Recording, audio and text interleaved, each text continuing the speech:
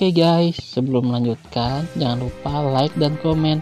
Dan yang baru bergabung, jangan lupa subscribe dan aktifkan loncengnya.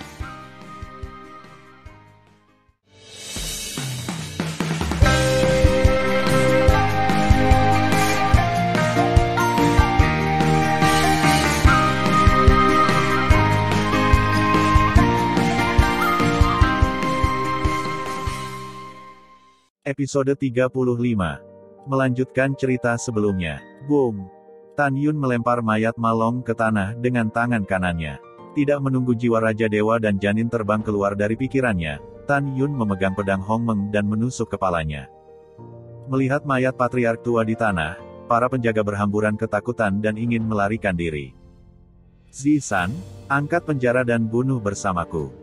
Atas perintah Tan Yun, Zisan mengangkat pemenjaraan kekuatan magisnya. Tan Yun memegang pedang pembunuh Hong Meng dan melayang ke udara.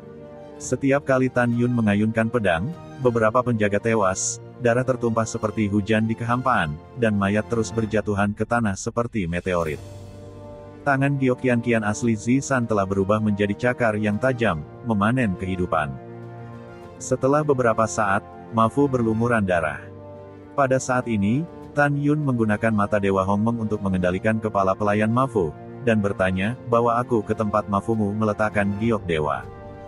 Ya, pengurus rumah tangga membawa Tan Yun dan Zisan dengan ekspresi kusam, datang ke halaman belakang Ma Mansion, dan membuka istana yang sederhana.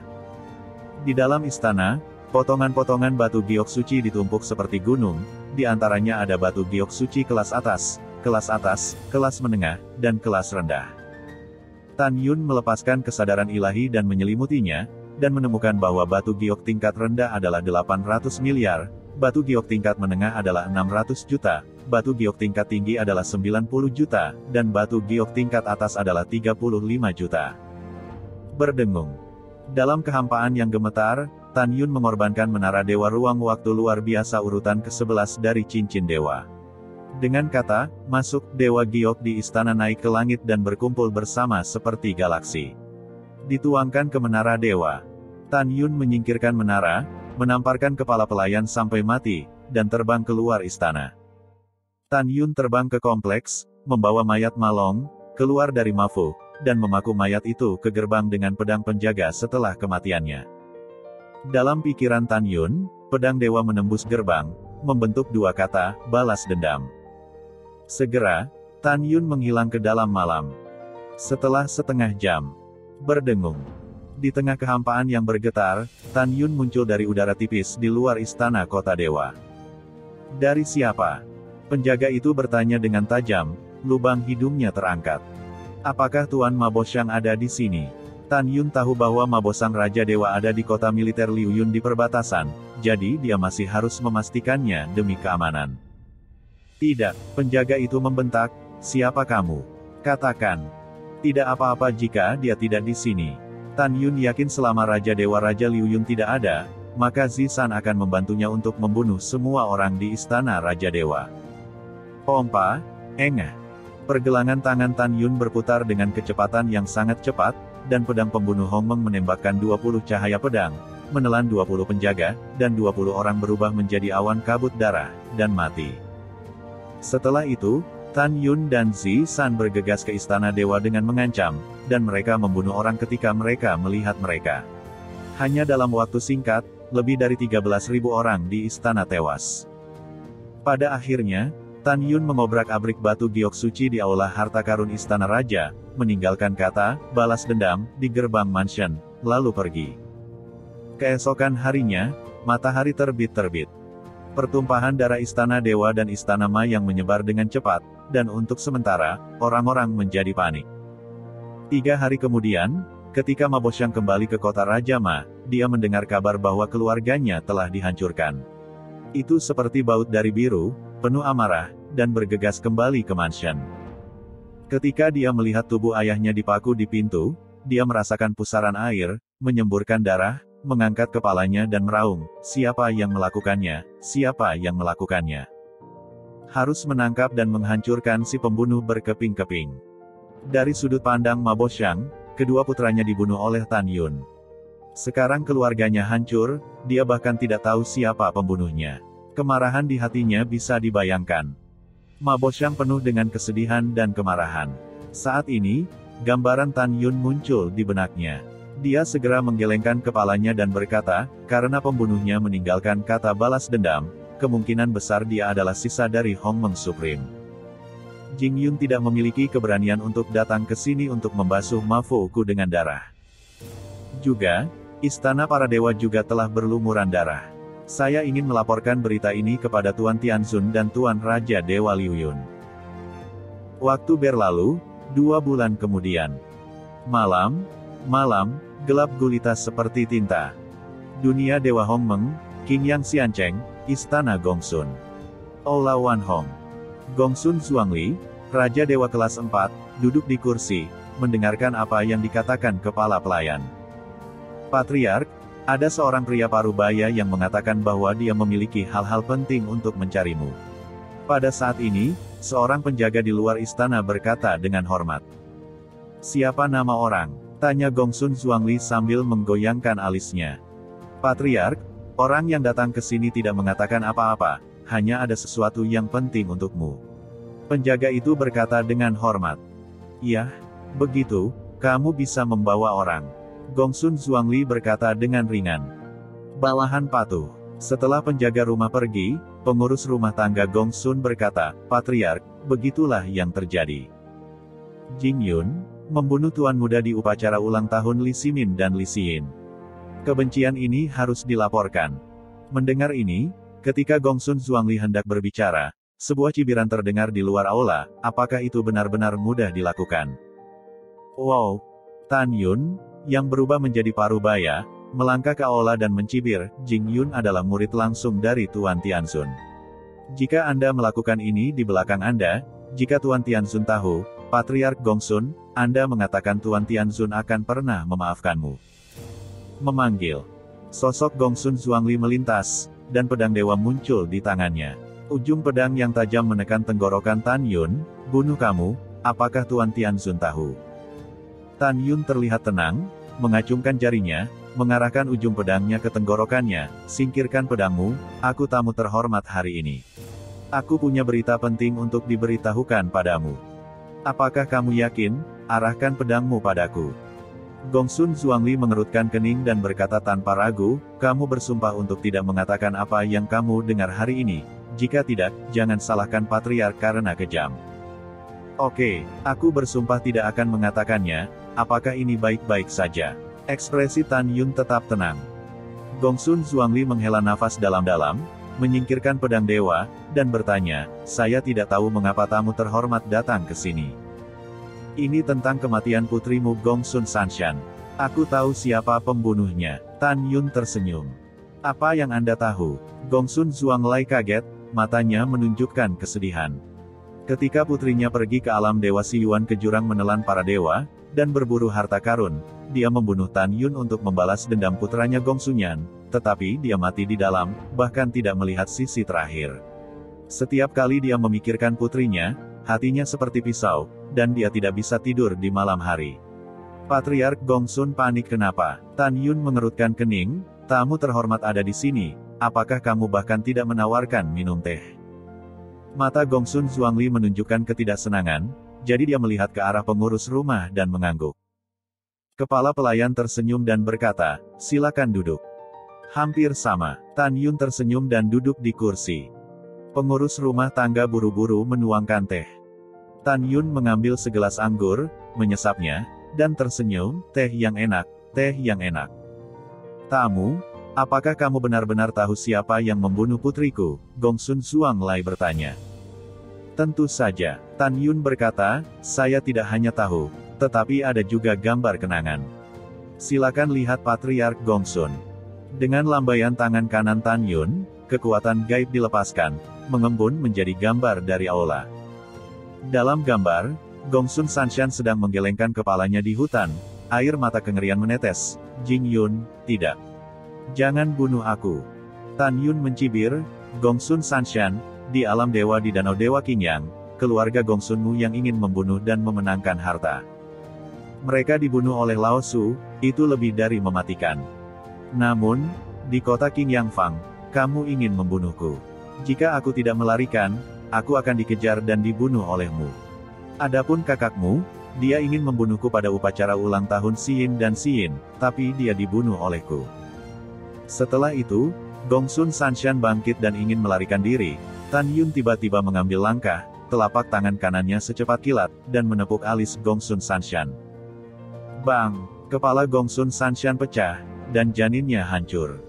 Kemudian, gambar memori menghilang. Pada saat ini, mata Gongsun Zhuangli pecah, air mata kesedihan keluar dari matanya, dan dia mengangkat kepalanya dan berbisik, "Saner, putri ayah, betapa mengerikan kematianmu." Bayi perempuan ayah. Jing Yun, kamu binatang buas, bunuh anak-anakku, aku harus membunuhmu. Melihat Gongsun Zhuangli yang sedih, Tan Yun mencibir di dalam hatinya. Alasan mengapa dia melakukan ini adalah untuk membuatnya merasa tidak enak sebelum dia membunuh Gongsun Zhuangli.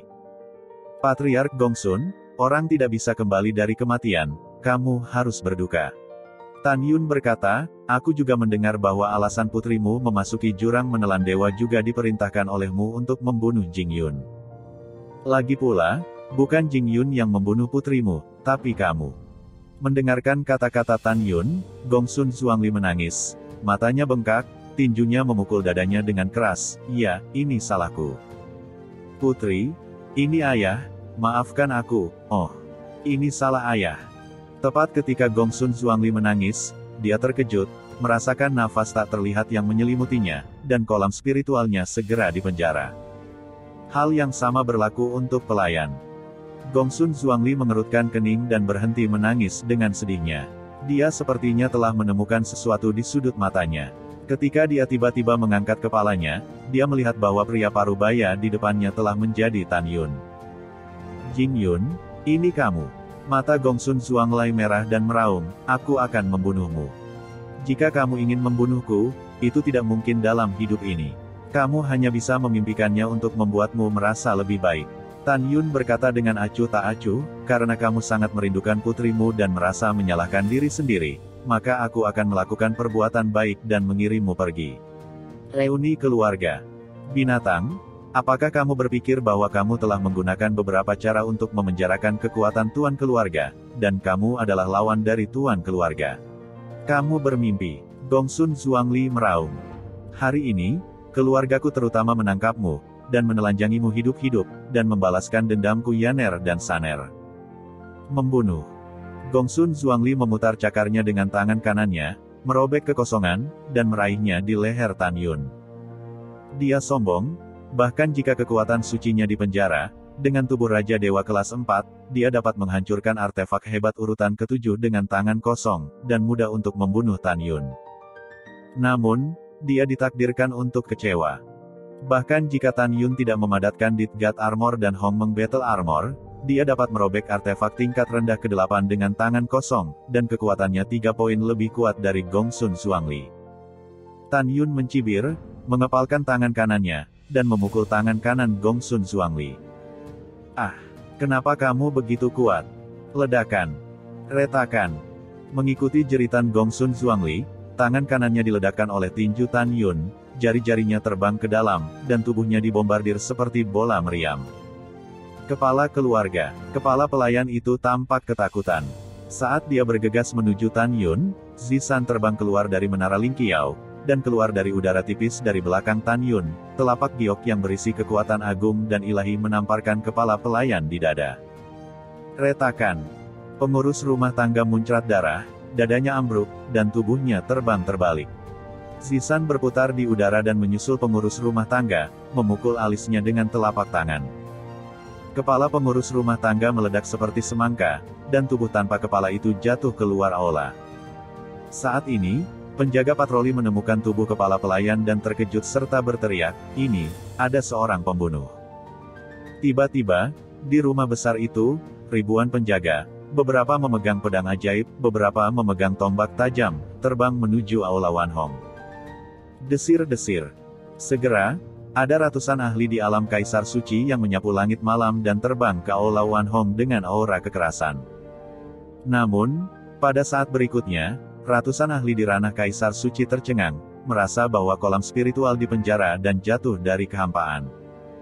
Pada saat ini, Gongsun Zhuangli, yang kehilangan tangan kanannya, meraung ke arah ratusan kaisar suci, "Jangan khawatirkan aku, kamu tidak bisa menyelamatkanku, kamu hanya akan mati sia-sia. Cepat kabur dari mansion dan cari bantuan dari Tuan." Setelah mendengar ini, ratusan kaisar suci melompat ke aula, menjawab dan berlari keluar aula. "Zisan, biarkan mereka menjaga seluruh hidup mereka." Ketika Tan Yun berbicara dengan dingin dan kejam, dia berlari dari aula dan menginjak kepala Gongsun Zhuangli dengan kaki kanannya di tanah. Ledakan. Aula bergetar, dan Tan Yun menginjak udara. Dengan suara keras yang tumpul, seluruh dada Gongsun Zhuangli ambruk, 7 lubangnya berdarah dan jatuh sejauh 100 meter, dan dia tidak bisa lagi bangun. "Jing Yun, jangan bunuh aku." Gongsun Zhuangli memohon dengan darah di mulutnya, sambil menggerakkan tubuhnya ke belakang. "Jing Yun, aku tahu itu salah. Aku benar-benar tahu itu salah, tolong jangan bunuh aku. Balas dendam Yaner dan Saner, aku tidak akan membalaskannya, kamu telah membunuh kedua anakku, tolong kasihanilah aku." Mendengar ini, Tan Yun memasang tampang muram, "Kamu telah berulang kali mengirim orang untuk membunuhku. Jika aku mati, orang tua dan kakekku, apakah mereka tidak menyedihkan? Oke, mundur 10.000 langkah, keluhan antara kamu dan aku dalam hidup ini terhapus dengan cara ini, tapi..."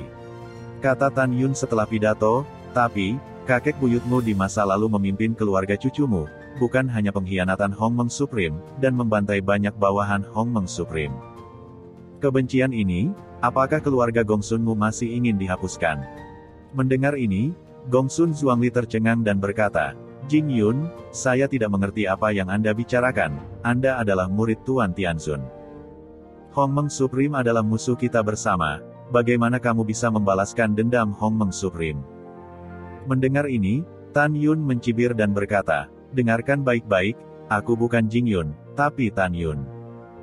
Kata Tan Yun seperti guntur yang meledak di benak Gongsun Zhuangli. Dia tampak kaget dan berseru, Kamu adalah benua hukuman surgawi, kota Wang Yue." Tanpa menunggu perkataan Gongsun Zhuangli, Tan Yun mencibir dan berkata, "Ya, begitulah menurutmu.